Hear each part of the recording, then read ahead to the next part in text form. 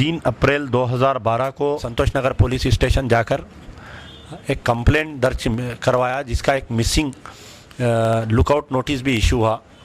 वो नोटिस होने के बाद में संतोष नगर पुलिस की तरफ से FIR नंबर 76/2012 5 अप्रैल के दिन ये इशू हुआ। लेकिन संतोष नगर पुलिस ने FIR इशू करने के बाद में कोई कार्रवाई नहीं किया उस बच्ची को ढूंढने के लिए। उस लड़की की माँ और उस लड़की का भाई, क्योंकि वो लड़की यतीम है, उसको वालिद नहीं रहने की वजह से उसकी माँ और उसके भाई और कुछ रिश्तेदार मुसस्सिल कॉलेज को जाकर TRR कॉलेज के मैनेजमेंट से पूछा करते थे बच्ची के वेयर अबाउट्स के बारे में। लेकिन मैनेजमेंट की तरफ से कोई ऐसा सही जवाब नहीं मिलने पर, या उस लड़की के साथ जो सहेलियां रहती थी या जो उस कॉलेज के जो बच्चे थे, कोई सही जवाब नहीं मिल रहा था। बाद में अचानक एक 15 या 20 दिन के दरमियान में उस लड़की ने एक टेलीफ़ोन कॉल किया अपनी माँ के नंबर पर। कॉल करके ये बताई कि मैं फ़लाने शख्स के कब्ज़े में हूँ और फ़लाना शख्स मुझे ज़बरदस्ती किडनैप किया है, बंद करके कमरे में रखा है और आप लोग मुझे फ़ौरी छुड़ाइए। अच्छा, जैसे ही मालूम हुआ वो जो नंबर से टेलीफ़ोन आया, उस लड़की की माँ ने संतोष नगर के मौजूदा इंस्पेक्टर को ले जाकर वो नंबर दिया। इंस्पेक्टर ऑफ पुलिस यकीनन कुछ कार्रवाई करके उस लड़की को उस नंबर को मालूम किए कि उस नंबर कहाँ का है। तो पता चला कि महबूब नगर का किसी एक लेडी के नाम पे ये नंबर रजिस्टर्ड है। उस नंबर को उस लेडी को लेकर आए। लाने के बाद में ये मालूम हुआ कि संतोष नगर पुलिस स्टेशन में ये बयान दी कि ये नंबर मैं इस्तेमाल नहीं कर रही हूँ, सत्या प्रकाश सिंह किसी नाम का आदमी ये नंबर इस्तेमाल कर रहा है। ये वही सत्या प्रकाश आदमी था जो कैंटीन का ओनर है TRR कॉलेज का। तो फिर अचानक पुलिस और इस लड़की के माँ वगैरह TRR कॉलेज जाकर बोले कि तुम्हारे कैंटीन वाले का नंबर निकल रहा हमारे बच्ची के अगवा में, क्या हक़ाइक़ है, हम मालूम करना चाह रहे हैं। तो उस सत्या प्रकाश सिंह को संतोष नगर पुलिस उठाकर लाई। तकरीबन 3 दिन पुलिस स्टेशन में रखे, लेकिन उसको कोई ज़्यादा सख्ती नहीं किए। उसके बाद में 3 दिन के बाद में मुझे ये पता चला कि कोई एक सियासी जमात तेलुगु देशम के लोग उसके अंदर मीरपेट के कोई लीडर आकर उसको छुड़ाकर लेकर चले गए। जाने के बाद में तकरीबन 17 महीने तक बच्ची से कोई कांटेक्ट नहीं रहा। अचानक 4 सितंबर 2013 के दिन बच्ची ने अपने भाई को टेलीफ़ोन किया और कहा कि मैं बालापुर चौरस्ते पर फ़लाने STD पर ठहरी हुई हूँ, आकर मुझे ले। भाई जल्दी से जल्दी अपने कुछ दोस्तों को बुलाया, जाकर उस बच्ची को घर लाया। लाने के बाद में अचानक बच्ची बेहोश हो गई।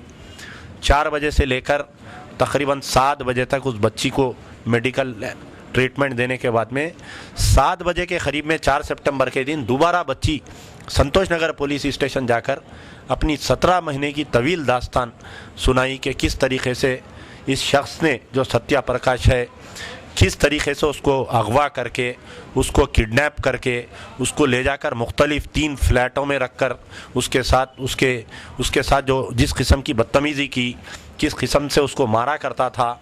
और लड़की ने अपने बयान में मुख्तलिफ़ पहलू बताया। सबसे पहले तो ये बतलाया कि 17 महीने तक मुसलसल वो उसके साथ बदतमीज़ी करते रहा, रेप करते रहा। और 17 महीने में 3 जो फ्लैट ओनर्स के बारे में उसने बताया। और सबसे बड़ी चीज़ ये बताया कि इस लड़की ने ये दावा किया अपने इकबाली बयान में कि जिस वक्त इसकी तबीयत ख़राब हुई तो इसको दवाखाने ले जाकर किसी एक प्राइवेट नर्सिंग होम में इसके साथ कुछ ऐसा हरकत किया गया जो इंडियन पेनल कोड में कत्ल के बराबर है, यानी उसका अबार्शन किया गया। फिर वहाँ से उस लड़की को एक तीसरे घर में रखा गया। तीसरे घर में जहाँ पर लड़की थी, वहाँ पर जब ये शख्स मारा करता था तो चीखे मारने की वजह से अड़ोस पड़ोस वाले मीरपेट पुलिस स्टेशन को इसकी इत्तला दिए। मीरपेट पुलिस स्टेशन के 3 जवान आकर वहाँ पर लड़की का मालूम किए कि तुम क्यों है। तो उस लड़की ने यह साफ बतलाया कि मैं एक मुस्लिम लड़की हूँ और ये मेरा अगवा करके रखा है और ये शख्स मेरे साथ ऐसी बदतमीज़ी कर रहा है, आप लोग बचाइए। तो 3 जो कांस्टेबल आए थे, एक वहीं घर पे था लड़की के साथ, 2 कांस्टेबल उस सत्य प्रकाश सिंह को ले जाकर मीरपेट पुलिस स्टेशन ले गए। तकरीबन 4-5 घंटे के बाद में एक बार लड़की ने यह बताया कि ये पुलिस वालों के साथ फिर वापस आई। उन्हें आने के बाद में ये एक कमरे में बैठकर ये लोग शराब नोशी किए, पुलिस वाले और सत्य प्रकाश सिंह, और जाने से पहले उस लड़की को कुछ कमेंट्स पास करके हंसते मुस्कुराते वो लोग चले गए। यानी जाने से पहले पुलिस वालों ने भी कुछ बदतमीजी की लड़की से। अब यहाँ पर मुख्तलिफ लोगों का इन्वॉल्वमेंट आया। फिर लड़की एक बात ये बताई कि एक मर्तबा उसके वालिद और उसके एक भाई है जिसका नाम है अर्जुन सिंह एडवोकेट, जो क्रिमिनल लॉयर है, कि एक मर्तबा उन्हें भी आकर उस लड़की के साथ बदतमीज़ी किया, उसको चप्पल से मारा जिसकी वजह से उसका कान फट गया। यानी लड़की एक ऐसी दास्तान बताई कि आज के दौर में, कि आज के सदी में मैं समझता हूँ कि ऐसा जुल्म कोई जानवर अपने साथी जानवर पर भी नहीं करता है। एक सैडिस्ट, जो हम अक्सर जो कहानियों में बताया जाता है कि एक सैडिस्ट का रोल, ऐसे हरकतें उस बच्ची के साथ किए गए।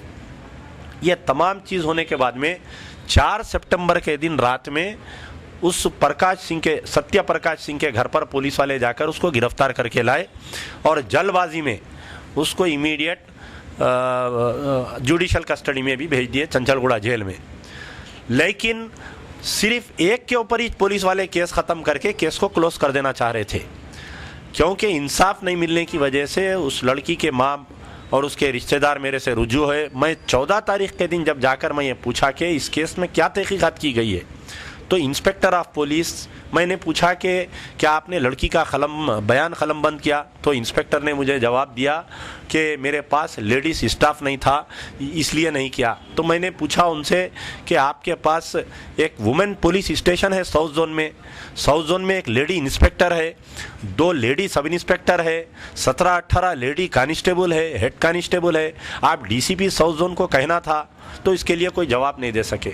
मैं उस इंस्पेक्टर से ये पूछा कि इस लड़की ने ये बताई कि उसका सारे अफराद ख़ानदान, उसका बाप, उसका भाई इसके साथ इस मुजरिमाना हरकत में साथ देते थे, तो उसका भी कोई जवाब नहीं दिया कि क्यों आप उनको गिरफ्तार नहीं किए।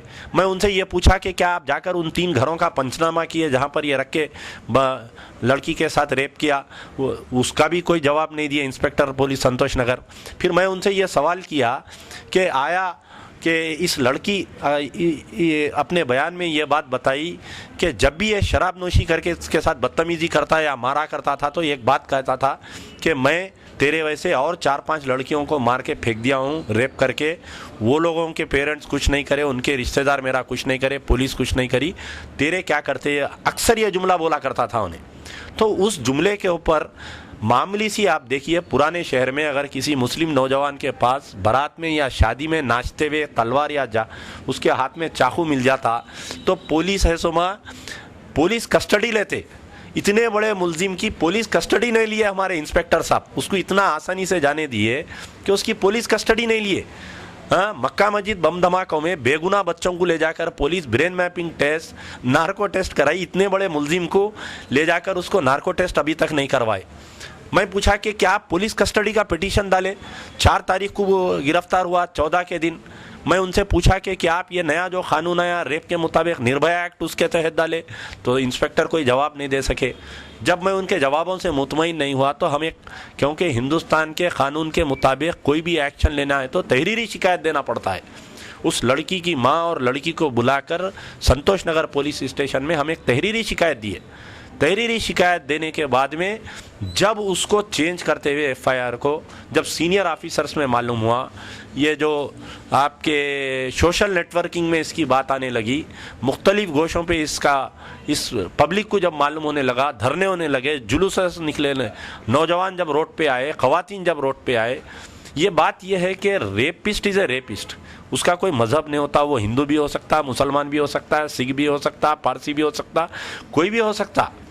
ये दूसरे मुकामात पे होते थे ना कहीं हिंदुस्तान के, लेकिन हैदराबाद इस हरकत से, ये छेड़म छाड़ी रेप की हरकत से हमारा हैदराबाद सेफ था, लेकिन 3 महीने के अंदर इतने वाकयात आ जा रहे हैं कि कहीं कपड़े की दुकान में कहीं रेप हो रहा बोल के मालूम हो रहा, कोई अरबिक टीचर रेप कर दे रहा बोल के मालूम हो रहा, कोशिश कर रहा बोल के मालूम हो रहा, कहीं आपके टैक्सी ड्राइवर बच्ची रिटर्न हो रही ड्यूटी से रेप। तो आज ये वक्त आ गया है कि तमाम हर हैदराबादी, हर घर में एक लड़की है, हर मोहल्ले में लड़की है, हर एक को रिश्तेदार को एक लड़की है। तो आज सारे बिला मजहब व मिल्लत, कोई ये हिंदू मुस्लिम इश्यू नहीं है, बिला अपनी सियासी दुकान चमकाने के तमाम सियासी प्लेटफॉर्म पे आकर एक होकर इस रेप के खिलाफ में हम कैपिटल पनिशमेंट चाहते हैं। जिस तरीके से निर्भया केस में दिल्ली में 5 लोगों को फांसी मिली, हम चाहते हैं कि इस रेपिस्ट सत्या प्रकाश सिंह को भी जल्द से जल्द फांसी देते हुए इसका जो केस है ये फास्ट ट्रैक कोर्ट में डालकर इसको लाना चाहिए।